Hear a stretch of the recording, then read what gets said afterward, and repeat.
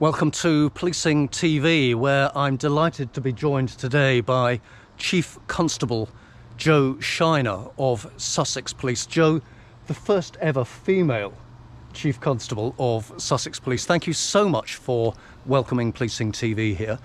We're going to talk about three separate areas. First of all, your roads policing portfolio, then about Sussex Police itself, and then thirdly, about your career and what led you to join the police service. But let's start with the roads policing portfolio that you lead for the National Police Chiefs Council here in England and Wales. Tell us about that, if you would.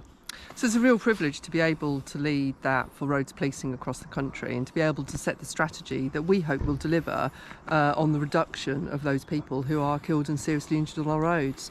Currently, there is almost 1,700 people a year who are killed on our roads and many, many more seriously injured. And of course, the impact of that goes far wider.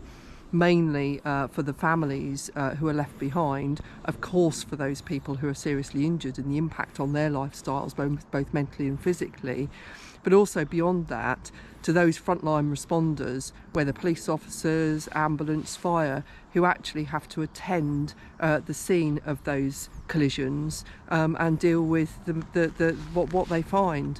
And so it's really important to me that we do everything in order to try to reduce those KSIs.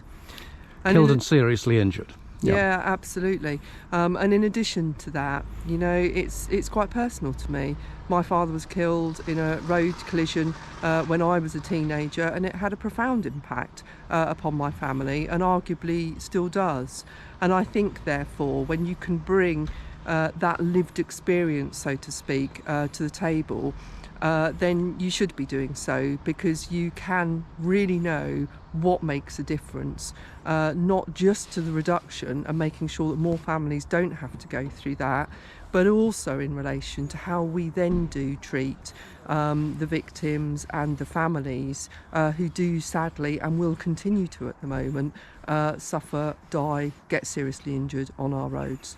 So that lived experience, very personal to you, and part of the explanation as to why you are so passionate about making some real inroads into improving road safety here in the UK and potentially further afield as well.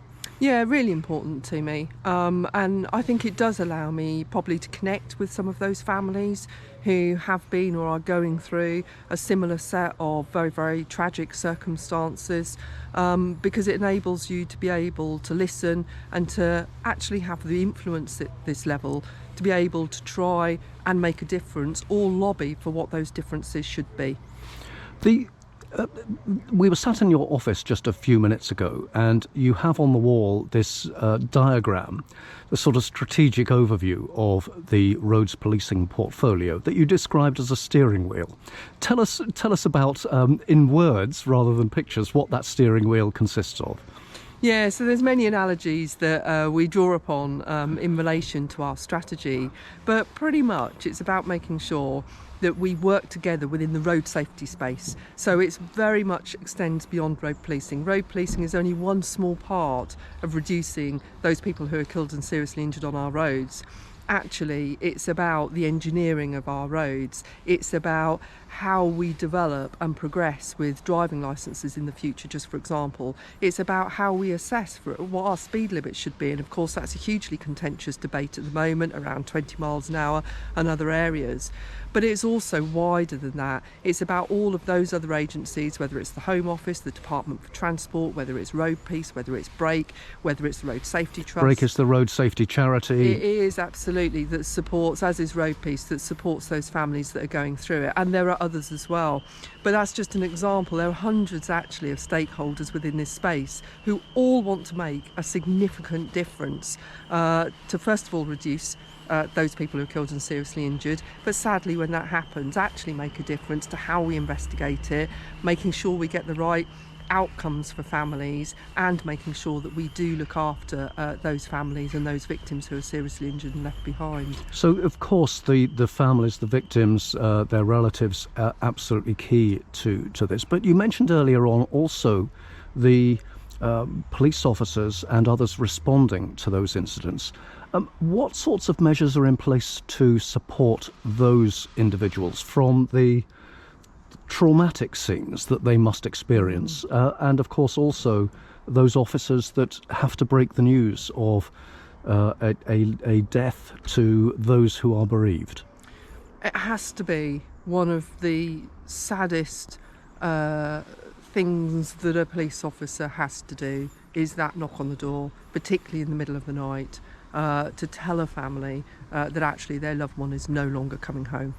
And you know, having done it a few times myself and having been with other colleagues and talked to other colleagues after they've done it, it does have a profound impact, and particularly an accumulative impact for those officers who do it regularly as a result of their training.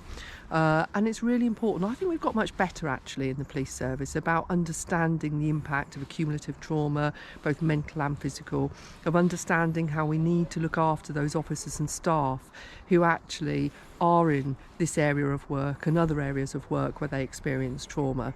So when you look at the advent of Oscar Kilo, of Oscar Kilo 9, anybody who These are knows both me, UK programmes that are looking to support the welfare of police officers. exactly that, and they do, and they're brilliant programmes.